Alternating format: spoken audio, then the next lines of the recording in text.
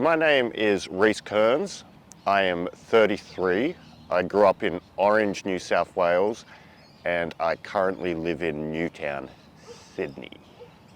So the difference between Orange and Newtown is I've always described Orange as a good place to grow up, a good place to raise a family, but sort of for the ages in between that, there's not a lot going on.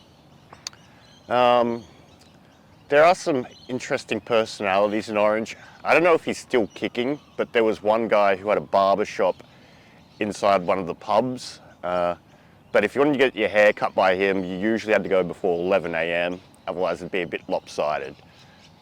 My favourite job would have to be, I managed a cafe in North Sydney for about 7 years. It was a converted warehouse with office space as well.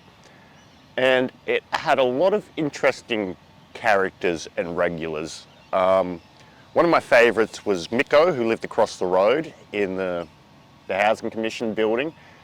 He was, let's just say, eccentric. When COVID first happened, when the first lockdown happened and everyone was like rushing out to get toilet paper and pasta, he was a doomsday prepper. He'd been stockpiling that stuff for years. I remember him showing me around his flat, and literally the whole bathroom was stacked with toilet paper, pasta, flour. He even had a substantial gun collection in case things got a bit edgy. But yeah, Miko, he was one of my favourites. So some stories about, I guess, one of my neighbours who's a bit quirky. He's always chatting to me from across the laneway, you know. And then one day he showed me around his house. He lives in a 3-bedroom place on his own. So he showed me around, showed me the rooms and stuff. And then on the way out, I was curious. I was like, so do you ever have people stay here? And he's like, oh, well, the first room I showed you, that's my sex room, because I don't like it when people mess up my sheets. My favourite place in Sydney has to be Broadway, just for the people watching quality. And in particular, the pub beneath it off Broadway. It's my go-to spot.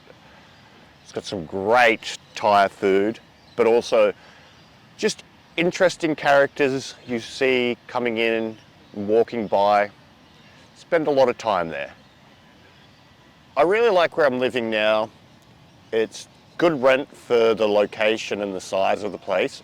The only reason I'd move is if the rent became too much, and when that time does happen, I wouldn't mind moving somewhere down along the Great Ocean Road. Bit of a sea change.